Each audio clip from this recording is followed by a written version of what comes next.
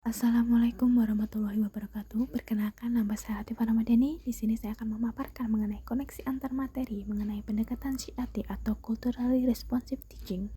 Indonesia merupakan negara yang memiliki keanekaragaman budaya dan kekayaan yang sangat beragam. Kebudayaan dan juga keanekaragaman budaya tersebut dapat dikaitkan dan dilestarikan melalui pendidikan. Culturally responsive teaching adalah pendekatan dalam pendidikan yang mempertimbangkan latar belakang budaya peserta didik dalam perencanaan, pengajaran, dan penilaian. Pendekatan ini mengakui pentingnya menghargai dan memahami keberagaman budaya peserta didik dalam konteks pembelajaran.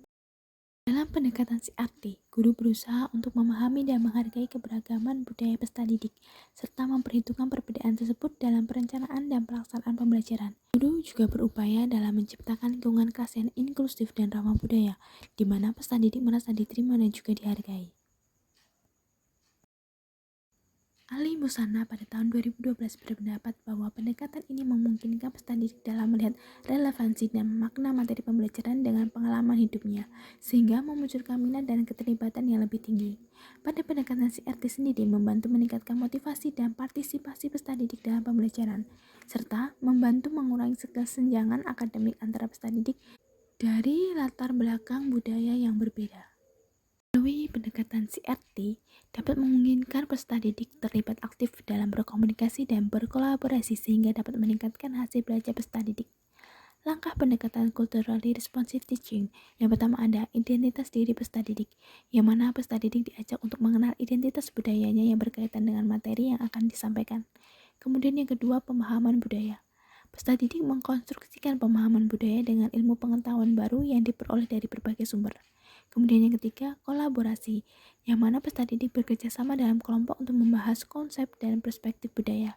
Yang keempat adalah berpikir kritis untuk refleksi, di mana peserta didik membandingkan hasil diskusinya dengan teori yang ada dengan bimbingan guru.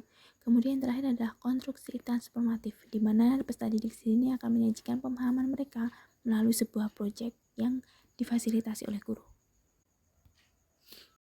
Kemudian ada contoh implementasi CRT pada pembelajaran dan di kelas.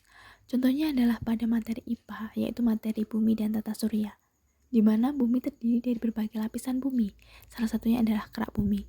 Indonesia sendiri merupakan negara yang memiliki banyak sekali bentang alam, seperti pada Yogyakarta yang memiliki banyak pantai, goa, gumuk pasir, dan dataran tinggi.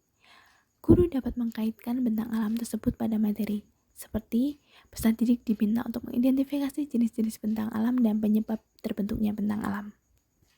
Contoh lainnya ada pada materi zat aditif dan adiktif yang dapat dikaitkan dengan berbagai makanan tradisional yang ada di Indonesia, seperti jamu, nasi kuning, getuk lindri, dan roro mendut. Di sini peserta didik dapat mengidentifikasi jenis-jenis zat adiktif yang ada pada makanan.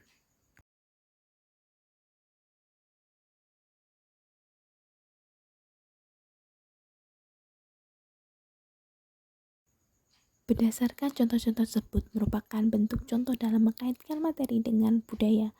Hal tersebut akan memudahkan peserta didik dalam memahami materi, yang mana peserta didik akan memiliki pengalaman langsung dari lingkungan peserta didiknya. Kemudian ada lingkungan yang aman, nyaman, dan berpihak pada peserta didik, yang mana merupakan ini adalah salah satu faktor yang mendukung pembelajaran dengan efektif. Konsep mengenai lingkungan belajar ini menurut Ki Hajar Dewantara terdiri dari sekolah, keluarga, dan masyarakat yang dikenal dengan Tripusat Pendidikan. Pada pendekatan CRT membantu menciptakan lingkungan belajar yang aman, nyaman, dan berpihak kepada peserta didik melalui pengintegrasian budaya ke dalam pembelajaran yang akan membuat pembelajaran tersebut lebih bermakna.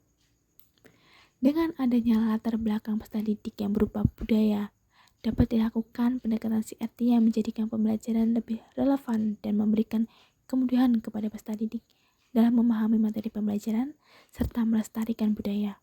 Kemudian juga menjadikan peserta didik merasa dihargai dan menghargai serta pembelajaran ini dapat berpihak kepada peserta didik.